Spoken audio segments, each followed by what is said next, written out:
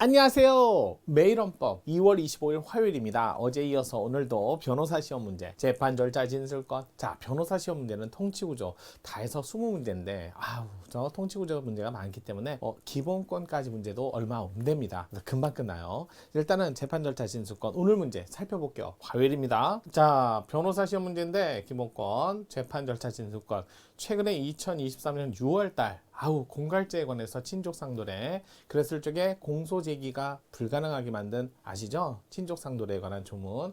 요게 예외 조항이 없어서 헌법 플러스 결정을 받았어요. 요걸 시험 문제에 냈던 그러다 보니까 여러 개 합쳐서 내야죠. 재정 신청 절차까지 해가지고 자, 우리나라에서 제가 형사 피해자의 재판 절차 진술권 관련된 거 한번 살펴볼게요. 이게 검사의 자의적 불기소 사건, 교통사고 처리 특례법 사건, 또 그다음에 최근 나온 공갈죄, 친족상도례 이 세 가지 판례는 반드시 보셔야 돼요. 기본적인 내용은 살펴보고 진행하도록 하겠습니다. 형사 피해자의 재판 절차 진술권 27조 5항에 써 있죠. 형사 피해자 재판 절차 진술권, 재판 절차 진술권. 자, 24년 6월달 판례가 나온 그 판례 때문에 더 문제를 만들려면 여러 개 또 같은 조문을 그러니까 같은 지문을 구성해야 되니까 좀 더 알아야죠. 자, 이거 9차 개헌 현행헌법에 처음 들어왔죠. 6공하고 헌법에 유입됐어요. 같이 들어온 게 뭐냐면 30조 범죄 피해자. 자, 구조 청구권. 자, 얘도 9차 6공화국 때 들어왔는데 이때 범죄 피해자는 생명, 신체에 관한 범죄 피해로서 국내에서 발생한 피해만 국한합니다. 국한. 하지만 여기 또 외국인은 피해자의 외국인은 상호보증까지 있어야 돼요. 상호보증. 여기 있어야만 외국인이 피해자에 들어가는데 근데 여기 형사 피해자는 일단은 생명, 신체 뿐만 아니라 재산상 피해도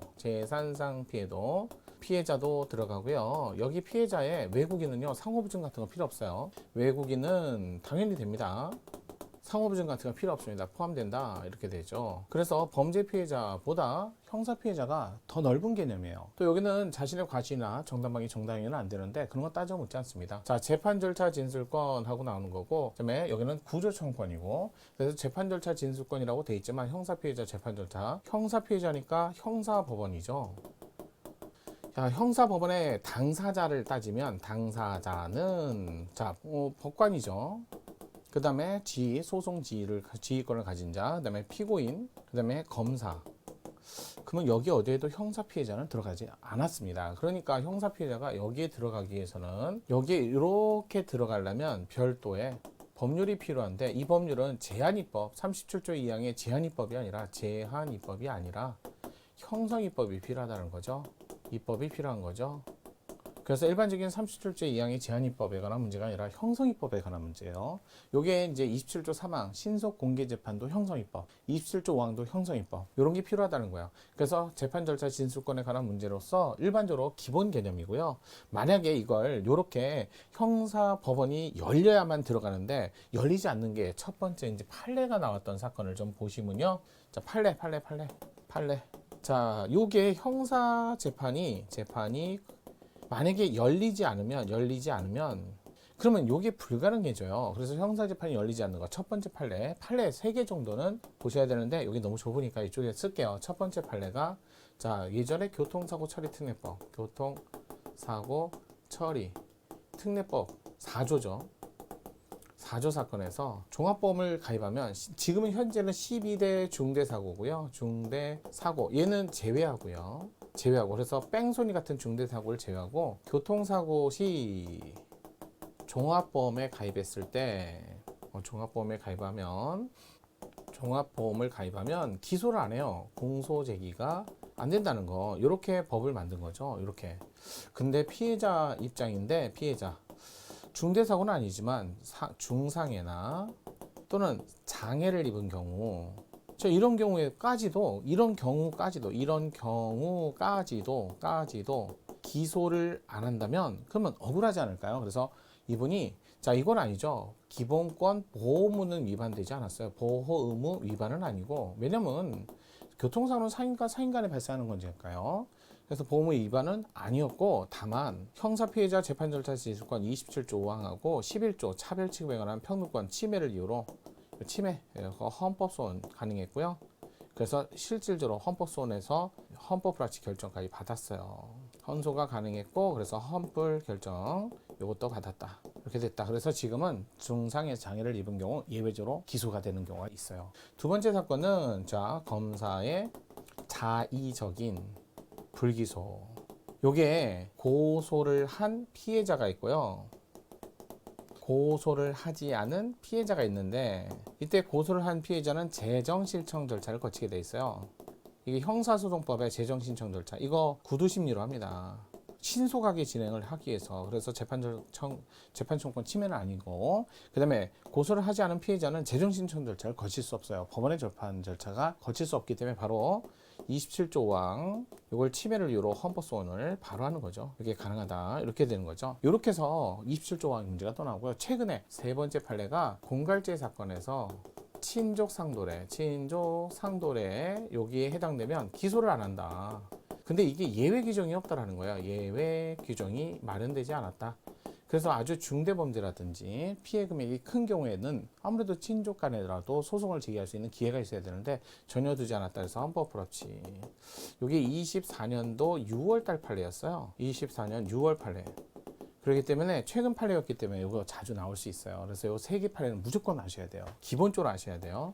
자 볼게요. 재판 절차 진술권에 관한 설명 중 옳지 않은 것을 고르세요. 직계 혈족, 배우자, 동거 친족, 동거 가족, 배우자 간에 이게 친족 상도례죠. 권리행사 방해죄 또는 공갈죄에 대해서 법관으로 하여금 여러 사정을 전혀 고려할 수 없도록 하고 그래서 예외가 없죠. 획일적으로 형면제 판결을 선고하도록 하는 형법조항은 형사피해자가 법관에게 적절한 형벌권을 행사해 줄 것을 청구할 수 없도록 하는 것으로서 입법재량을 일탈, 현저히 불합리, 불공정, 재판 절차 진행을 침해했다. 맞는 지분. 아이고 옳지 않은 걸 고르는가.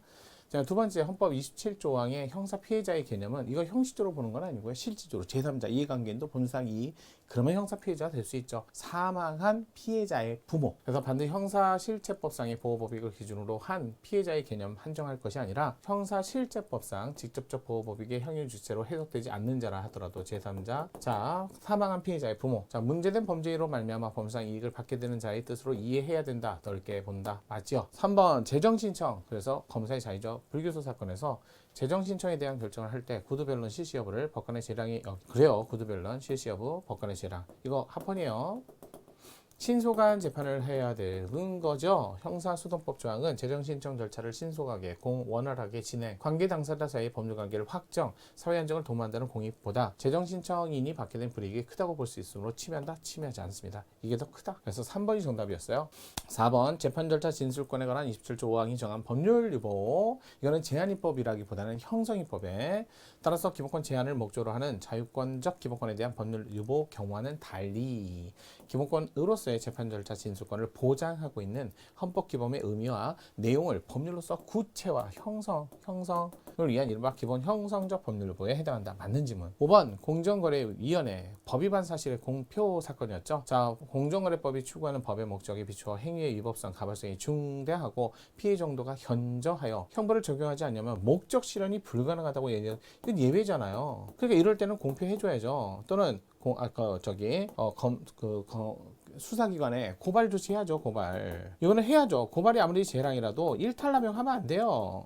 일탈 남용은 금지죠. 안 되죠. 그런데 이렇게 현저히 형벌을 적용하지 않으면 목적 실현이 불가능하다고 볼 만큼 객관적 상당한 사안에서 당연히 고발을 해야 할 의무가 있고 이러한 자기 의무에 대해서 위반한 고발권 불행사는 명백히 자의적인 피해자의 재판 절차 진술권 침해. 이것도 잘 알아두세요. 공정거래위원회 고발은 재량으로 되어 있지만 이렇게 현저하고 객관적 사정이 있다면 의무로 재량형으로 추측해서 이건 의무적으로 봐서 해야 됩니다. 만약 안 하면요. 그 일탈 남용 자의적인 고발권 행사다라고 얘기하는 거죠. 맞는 지분. 그래서 정답은 3번이었어요. 자, 많이 안 나오는 조문 같지만 그래도 최근 판례가 있기 때문에 이 정도 공정거래위원회 고발 사건까지 다 알아두신다면 정확하게 제대로 그러면 여러분 아마 형사피해자 재판 절차 진술권 모든 걸 다 해결할 수 있을 거예요. 자, 오늘 저랑 같이 해줬죠? 그러면 수요일 목요일 계속